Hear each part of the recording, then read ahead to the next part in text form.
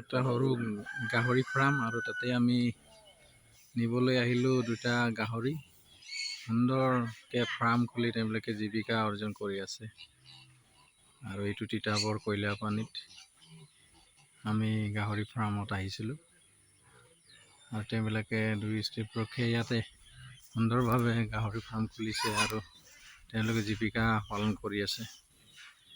আৰু কেতিয়াবা আপোনালোকে আহিম বুলি ক'লে ইয়াতে ল'ব পাৰে। গাহৰি ফাৰ্ম সুন্দৰভাৱে তেওঁলোকে খুলিছে, সুন্দৰ এটা এৰিয়া। আৰু ইয়াত বেছি দাম নহয়, প্ৰায় কম দামতে ইয়াত বিক্ৰী কৰি আছে আৰু বহুত লোকবিলাকে ইয়াৰ পৰা গাহৰি লৈ যায়। আপোনালোকো আহিব আৰু গাহৰি লৈ যাব পাৰিব।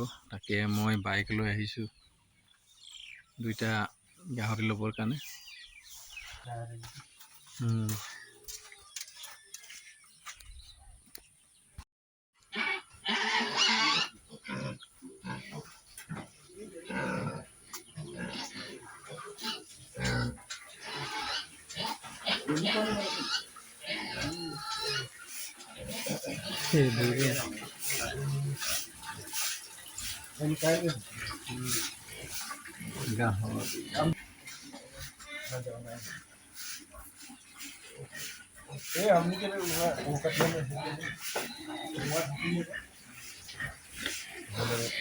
আৰু এই মৰিয়ালিমো আছে।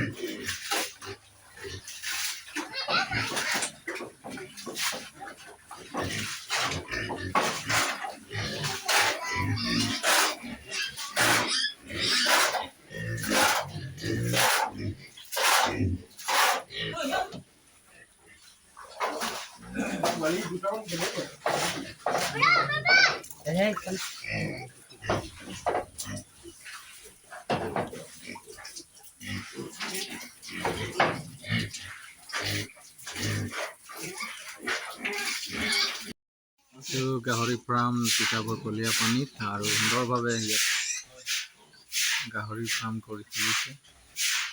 আমি আজি দুটা লৈ যাম। যদি ওচৰত আছে তেতিয়াহ'লে নিশ্চয় আপোনালোকো লৈ যাব পাৰিব।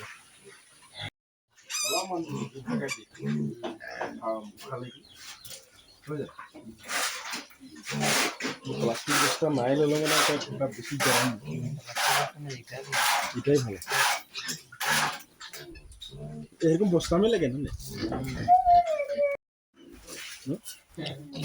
একজনে 5.5 দুইজনে একজনকে দুই বেলা হেৰি কৰিব লাগে। দানা চানা সব দে দেন না ওৰা আন দেবে, পয়সা দিয়ে আনো তাহলে।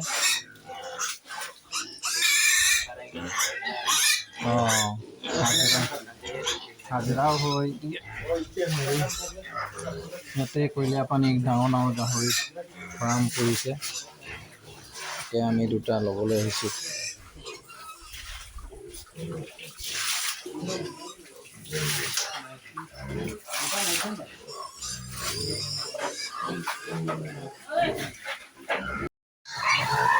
গাহৰিৰ মাছ